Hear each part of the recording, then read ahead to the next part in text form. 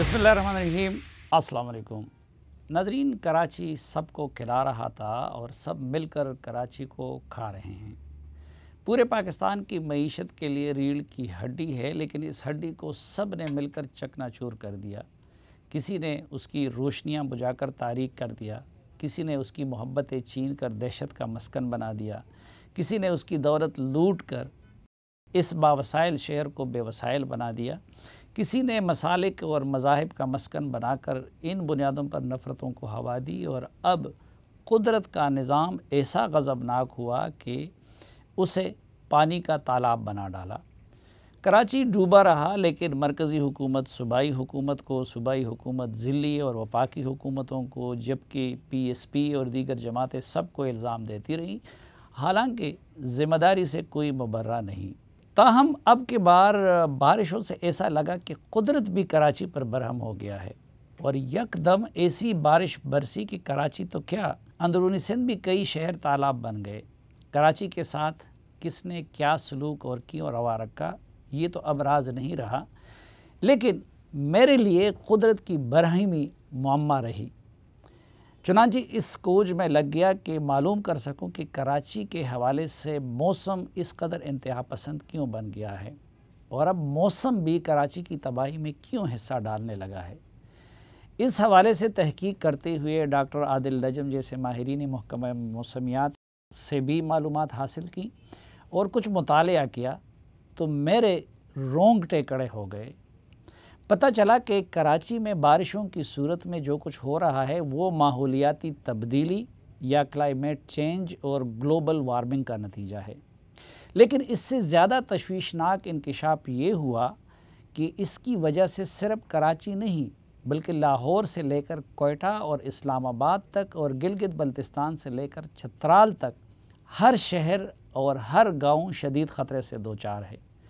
Global warming के नुकसानात के ऐसे तह दर तह पहलू और असरात का पता चला कि ये मसला मुझे उम्मुल मसाइल नज़र आया और ये इंकिशाफ हुआ कि मुल्की मुस्तक़बिल और इंसानी ज़िंदगियों के हवाले से तो वज़ीर माहौलियात ज़रताज गुल साहबा की ज़िम्मेदारी बाकी किसी भी मिनिस्टर से ज़्यादा अहम है।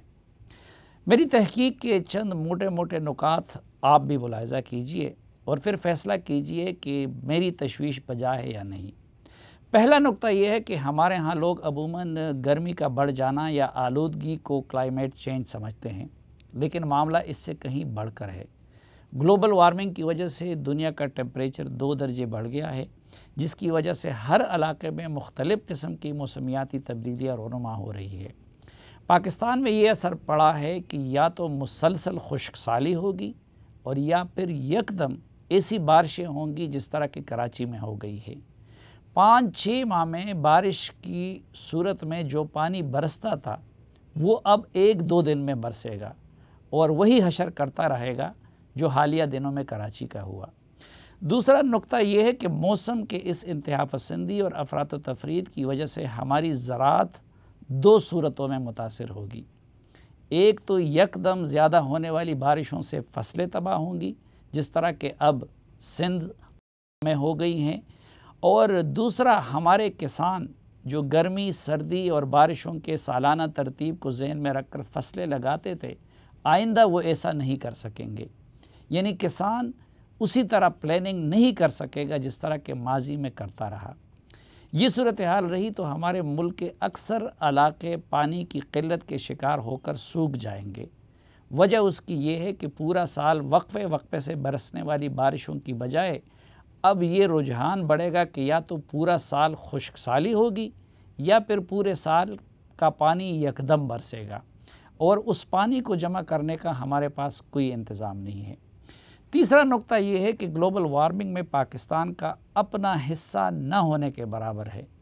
सबसे ज़्यादा हिस्सा चीन, फिर अमरीका, फिर इंडिया और फिर दीगर सनती ममालिक का है और पाकिस्तान पहले 10 या 20 ममालिक की फहरिस्त में भी शामिल नहीं।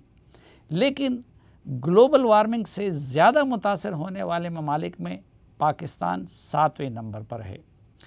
चौथा ख़तरनाक नुक्ता यह है कि पाकिस्तान का शुमार उन ममालिक में होता है जहाँ सबसे ज़्यादा ग्लेशियर्स हैं, یہ گلیشیئرز ابھی تک غنیمت تھے، لیکن وقت کے ساتھ ساتھ وہ بھی مصیبت بنتے جائیں گے۔ گلگت بلتستان اور چترال جیسے علاقوں میں گلوبل وارمنگ کی وجہ سے یہ گلیشیئر وقت کے ساتھ ساتھ پگھل رہے ہیں۔ یہ ہمیں سال بھر پانی فراہم کرنے کا ذریعہ ہوا کرتے ہیں، لیکن وقت کے ساتھ ساتھ ان کی یہ صلاحیت ختم ہو جائے گی۔ گرمی کی وجہ سے یہ گلیشیئر اندر سے خالی ہوتے ہیں، جن کی وجہ سے ان کے پھسلنے کا خطرہ موجود ہوتا ہے۔ عطا آباد جھیل اسی طرح کے حادثے کے نتیجے میں بن گیا۔ اس سے قبل سیاچن میں گلیشیئر گر جانے سے ہی ہمارے 100 سے زیادہ فوجی جوان شہید ہوئے۔ پھر جب یہ گلیشیئر پھٹتے ہیں تو یکدم سیلاب کا باعث بنتے ہیں، جس طرح کہ امسال ہم کو چترال میں 2 گلیشیئر پھٹتے ہوئے نظر آئے۔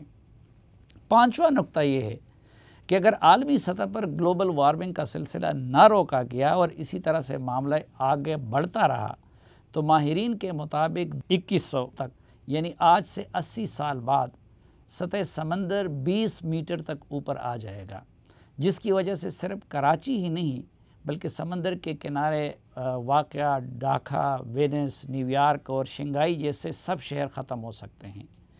یہ تو وہ خطرات ہیں جن کا دنیا کے صنعتی ممالک کی کرتوتوں کی وجہ سے باقی دنیا کی طرح پاکستان کو بھی ماحولیاتی تبدیلیوں کی صورت میں سامنا ہے۔ لیکن پاکستان میں آلودگی یا پولوشن اور دھند یا اسموگ کا مسئلہ اس کے علاوہ ہے۔ ہماری اس مسئلے کی تشخیص درست ہے اور نہ علاج۔